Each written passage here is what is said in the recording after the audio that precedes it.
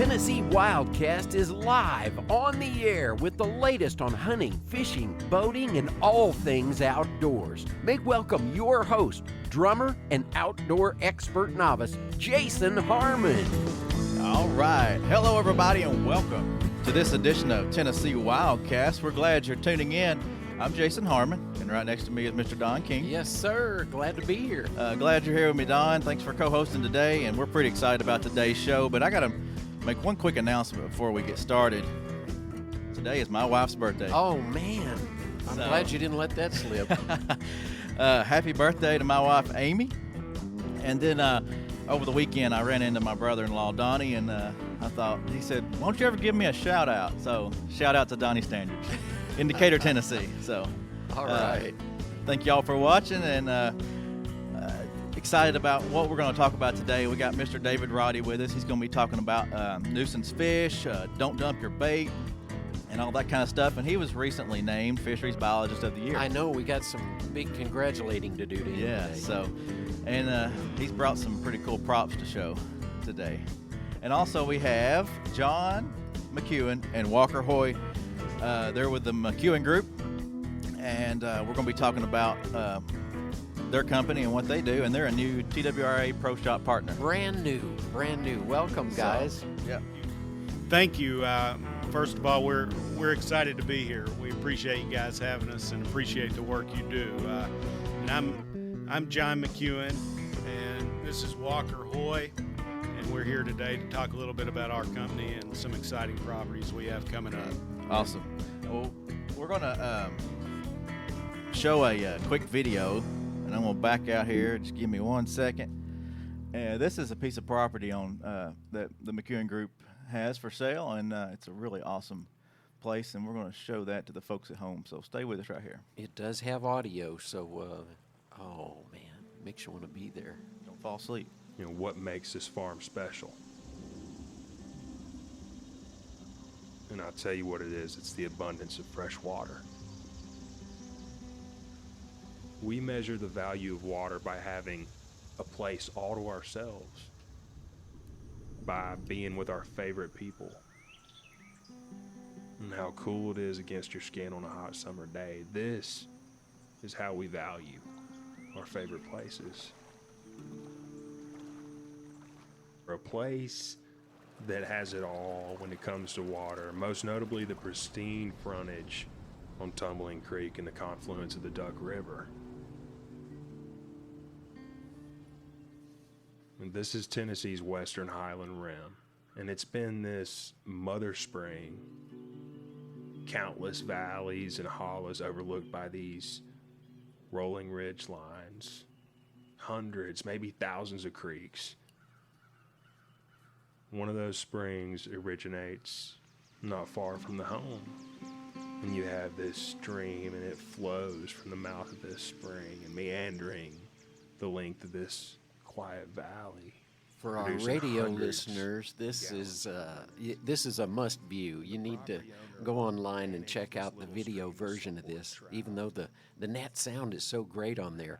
You know, whether you're searching for a long-term land investment, a property with cold water on it, and the thrill of smallmouth bass, rolling farmland, or mature hardwood forest to pass down to the next generation, the McEwen Group can guide you to make the best decision. And we're just thrilled to have you guys on board as Pro Shop partners. Yeah, it's this video's on TWRA TV, so make sure you check that out. Go to TWRA TV and watch that.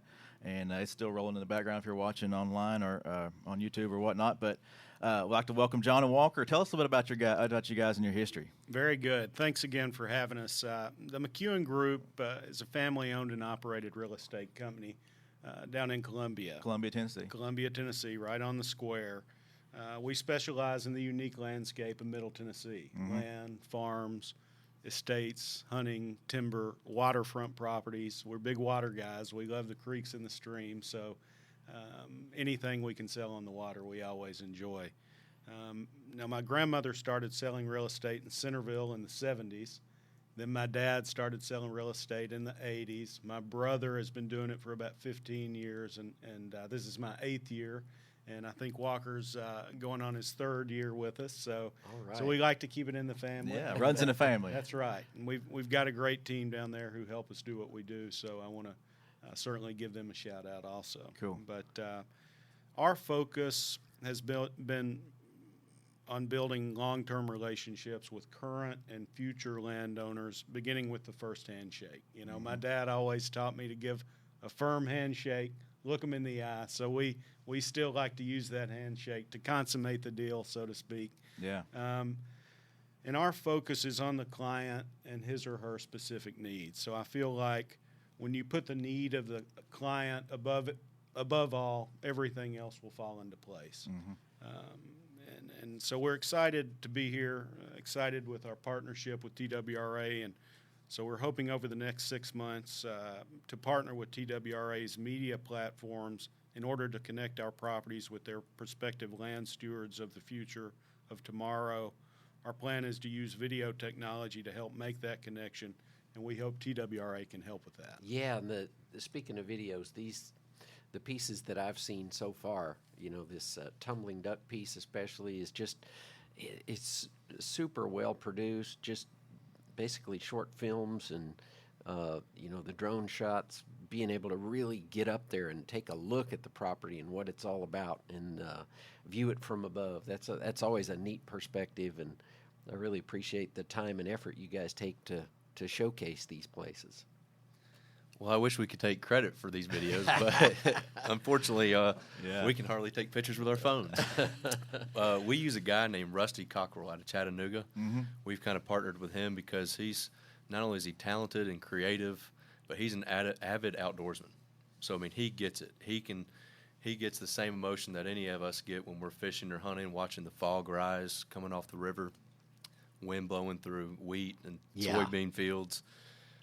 So he's done a nice job just putting it together and really capturing the emotion that we've been looking for. So I mentioned the drones. There's been a lot of time put into that. I mean, how do you get how's he getting these shots? Explain that a little bit. I mean, he's flying over these creeks and creating great shots. How do you determine what shots are going to be used in these videos?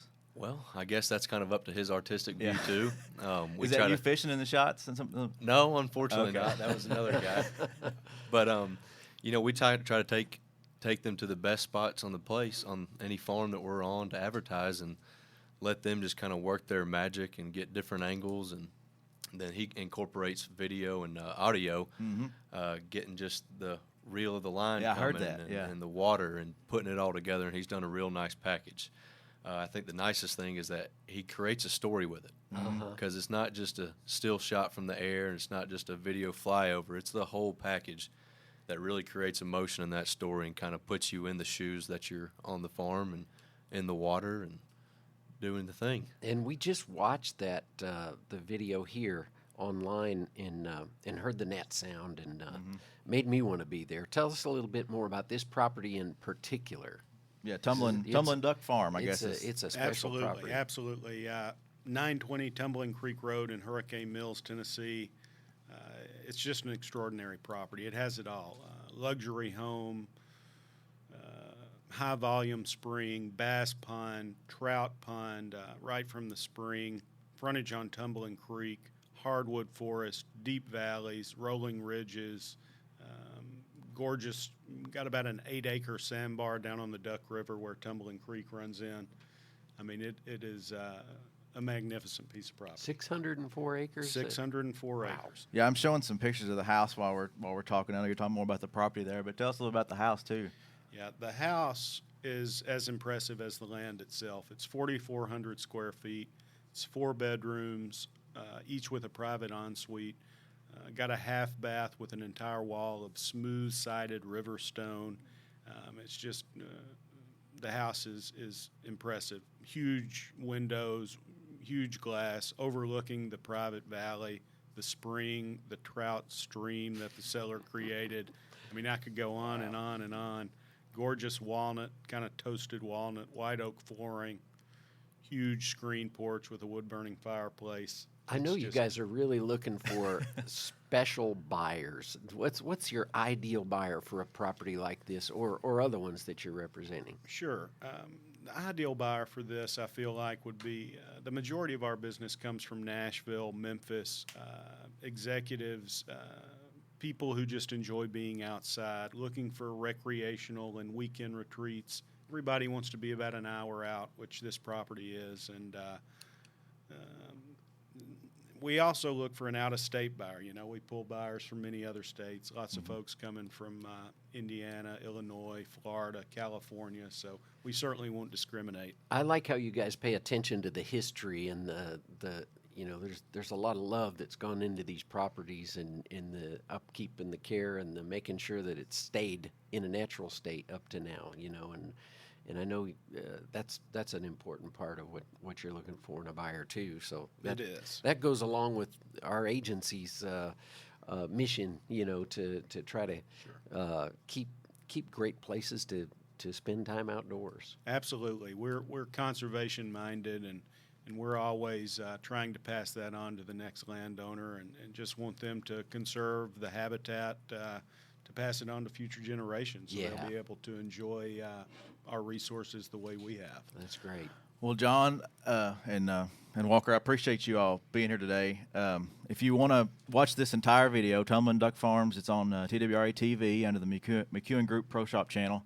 And if you're a subscriber to TWRA TV, go visit their official or visit their office in downtown Columbia, Tennessee, and grab a $25 gift card to Ted's Sporting Goods. Oh, there I've been you to go. Ted's. I like that store. That's the upside down sign Upside store. down sign. Yeah. Upside down Ted's. You can also find them on Facebook. Just follow the links and in our show feed, and we'll put those out there, and visit the live stream post on our Facebook page and see this beautiful property. And once again, we appreciate you guys, and good luck on selling that place. Thank you for having us. Thank you. All right, we're going to Appreciate change gears here and bring on David, and we'll be right back.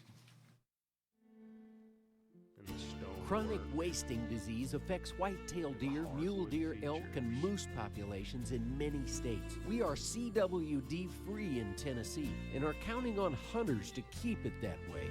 Remember, if you hunt out of state for big game animals, it's very important that you learn the proper way to bring those harvested animals home. New restrictions are in place for good reason. Learn more at tnwildlife.org. Please help us keep Tennessee CWD-free. All right. Well, that was a quick changeover, and we appreciate the McEwen Group for being here today. And now we have Mr. David Roddy. Thanks for coming, David. Thanks, guys. Good to be here. Yeah, excited to chat with you today. And you know, this is not some of this is a happy topic. Some of this we wish wasn't around. But number one, the happy side of things is you're the Fisheries Biologist of the Year. Did you ever expect that? I did not. It was a huge surprise, and it's a thrill to receive. So, tell us how that process goes a little bit. How do they determine the Fisheries Biologist of the Year? Well, our field staff, our fish division staff submit biologists for the year. We also do a technician of the year as well, and I believe our chief and assistant chief, and chooses the one that's probably done the most work in a given year. And I couldn't have done it without our field staff. We've got great hatchery managers that make my job easier. They're receptive to all the new technology that I bring them, and we've got reservoir crews that's doing A&S work, especially in Region 3. So it's without their help, my job would be more difficult. So great support in the field. I've got a picture here behind us. And if you're watching on Facebook, there's a picture there of David and Assistant Chief Jason Henniger, Chief Frank Fiss, and our Director Ed Carter, and Mr. Jeff Cook, Chairman of the Commission. So that was at our last commission meeting in Knoxville. Presented there. So yeah. Congratulations, David. That's awesome. I know your years of experience at the running the hatchery. I mean, run hatchery operation. I mean, that's been your life for a lot of years, hasn't it? Actually, it goes back to the college days when I was in school in Tampa. Oh, wow. I had a friend that was working at a tropical fish farm, so when I had time, I'd go down there and help him, and kind of got the passion for aquaculture, and actually started on the reservoir crew in Region 2, and then the Springfield hatchery manager opened, and I was blessed to get that for 23 years there. Wow. So in acquiring that knowledge, I'm able to pass it on. We've got Sure. new hatchery managers coming on, and they're look like they deer in the headlights, and I'm able to say it's okay. This technique will work. You just got to let it work. So. Right. Well, the thing about being a hatchery manager is you really, I mean, it's such a commitment. You have to.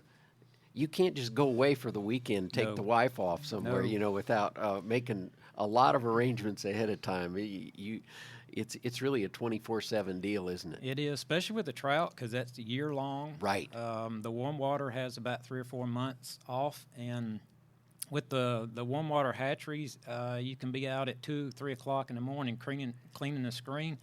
And if my wife was here, she'd say he does it 24 hours a day. And I've actually gotten her and my 2 daughters growing up, to help on the weekend. Yeah. So it's a family affair, and it's a passion. You have to have that passion as a hatchery manager because it is a lot of hours and a lot of work. And pretty much living on site too, right? I mean, at the Springfield Hatchery, you were there minding the store on site. And people like to visit on the weekends. So it's you think you're done, especially in the winter, on Friday, but here comes people on the weekends. Yeah. So real quick, you may have mentioned this already, but now you've done all this work inside our agency. But now, what's your role, your main title now? Pretty much 75% of my time is the statewide hatchery coordinator, overseeing 4 cold-water and 7 warm-water hatcheries. And then the remaining 25%, which is becoming even more, is the statewide A&S coordinator. And that is aquatic nuisance species, Aquatic nuisance species. Correct? Mm-hmm.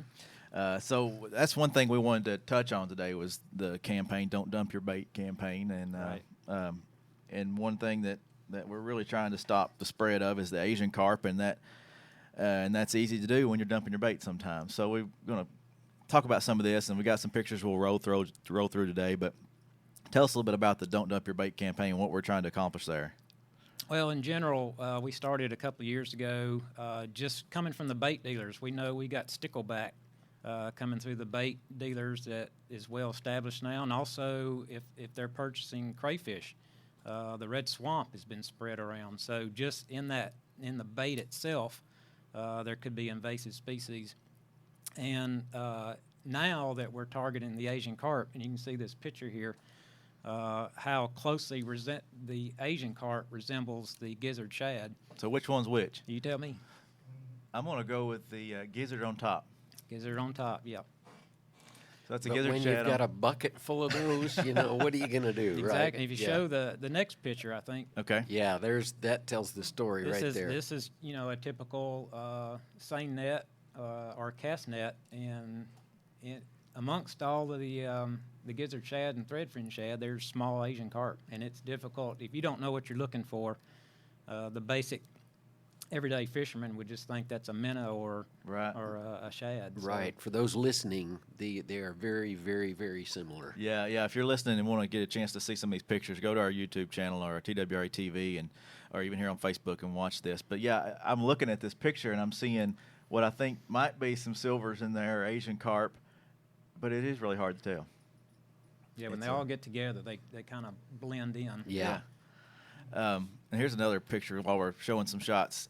What are we looking at right here? This was the Asian carp or the silver carp from Kentucky Lake back in 2015 when we had the influx of small silver carp. And you can see the battery and see how small these are. Right. It's a AA battery we're comparing it to here. Yeah, these were captured around Murray. Murray State has got a biological station on Kentucky Reservoir, and they caught these, I think, like the 1st of August. Mm-hmm. And we went back and sampled, I think about 2 months later, and they went from, looks like 2.5, 3 inches up to 6 to 8 in just a matter of a couple of months. So that's the problem with the Asian carp is how quickly they grow. Mm-hmm. So with the recent commission meeting, we there was proclamations that were presented, and the commission voted in favor of, and what we've got new restrictions on bait transportation and how we can transport bait on certain bodies of water and what we can and can't do. Can you elaborate on that, and then we'll talk about these new bait cards you got out? Yeah, the proclamation was for skipjack herring, gizzard shad, threadfin shad, and I'll just read it. I guess probably the easiest thing. Sure. Yeah. These species may not be transported away from the water alive from the Mississippi River, Barkley, Kentucky, Pickwick reservoirs, and any tributaries or oxbows of those waters. This restriction does not apply to the Duck River above Normandy Dam. Okay. And the reason this was enacted is because of this right here, these small Asian carp. We know that they're spawning in the Mississippi, probably the Ohio, Illinois River, and they're funneling down through the dams of Kentucky and Barkley. Kentucky Dam and Barkley locks will open about 6,000 times in a given year. Yeah. And in the spring, these things will be attracted to the high water flows, so they're just, they're packed to the dams. They want to spawn, and when those gates open, here they come. And so it takes a lot of water flow for them to spawn. Is that correct? Takes more on silver and Asian carp, or is that true? Water flow helps it tremendously, I guess. It's flow, the rise of the water, and also the rise of temperature. Okay. They spawn very similar to our striped bass. That they need, I think they've determined now, about 16 miles of flow. They're semi-buoyant. So if we don't have the flow, that egg will settle out. And we are actually doing larval light sampling in Kentucky Reservoir to see if we've got any spawning. And we have not. This is our second year. That's good news. It's great news. So it's possible they could be spawning, but we're just not getting to that larval fingerling size in these reservoirs. They need that flow. And since we have in the past seen the small silver carp, then we're restricting them to these areas that we've seen them. Now, we've got crews out in Cheatham and Old Hickory that are looking for these small Asian carp, and if we spot them, then that regulation could go further. But right now, most of them are coming in, and they grow so quickly that they're getting up to 15, 18 inches or greater, and then getting to Cheatham and Old Hickory. We're not seeing any small, which is great. So that could change if we start seeing small Asian carp in Cheatham and Old Hickory. And I guess going into the ID card, this is something new. This was just put on our website this morning. You can actually take a picture with your phone, and have it with you. It's front and back right there, yep. Yeah, here it is here. And our career clerks are probably having these, and we'll get them out to across the state for people to get. But we just wanted to help the angler to distinguish the features. Sure. And we actually threw in the skipjack as well, because they can mimic the big head and the silver. These are actually live fish that we took pictures of. Okay. And they're only 2.5, 3 inches long, so you can see how they compare at a small size. And we've got some reservoirs that don't have locks, like Percy Priest, Normandy. So if they show up in those reservoirs, how did they get there? Yeah. We're going to know that somebody's been dumping. Yeah. Hey, tell us a little bit about what they eat. The big head and the silver are filter feeders, just like our paddlefish. The big head has a wider gill filament, so they filter a little bit bigger food items than the silver. But they both, what they're doing is taking out the phytoplankton and the zooplankton, which is the bottom of the food chain. Right. And most of our game fish feed on that bottom of the food chain. So out competing them then. They're out competing. They grow so fast that our game fish can't stay on top of them. And they found up in, I think it's Missouri River, Illinois River, there's such high concentrations that they're actually seeing their game fish losing weight. And they'll actually move into embayments so thick that they drive the game fish out. So if you got bass or crappie in there spawning, and here comes a herd of these Asian carp, they're going to pull off their nests. So it's not just what they're eating; it's their presence. We're getting reports on Kentucky Lake of fish jumping, and everybody seems to think that that's Asian carp, but the gizzard and threadfin will be in schools, and you'll have, a predator come up underneath them, and, I think everybody's seen them where they jump because that predator's under there. So we've got a new email. Okay, that's on the bait card as well, right? Mm-hmm.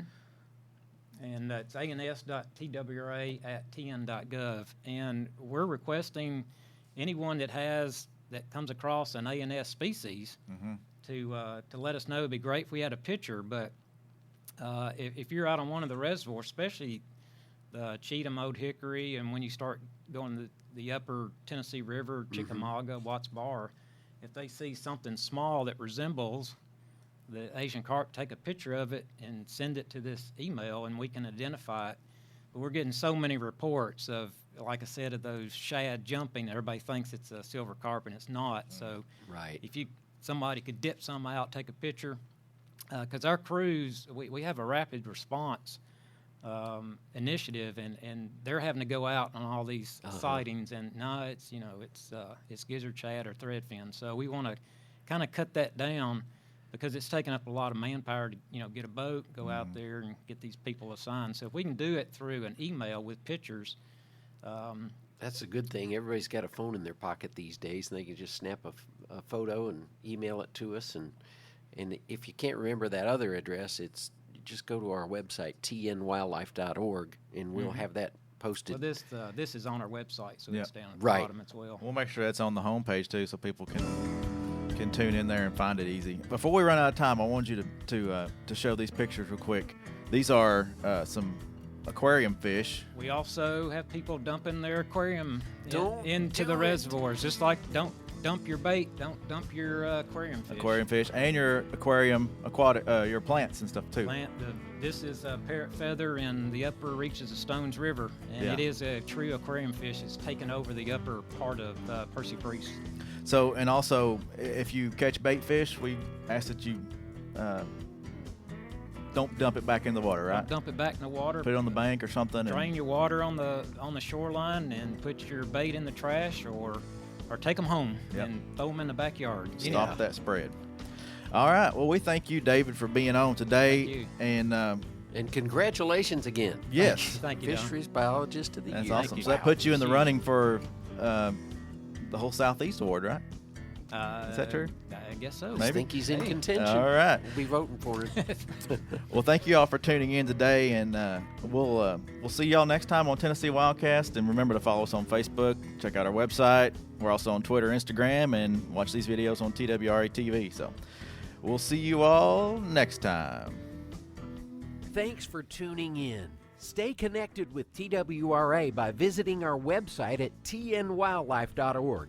And follow us on Facebook, Twitter, and Instagram. Hey, it's all about Tennessee wildlife. It's what we do. Tennessee WildCast will be on the air again next week. We'll see you then.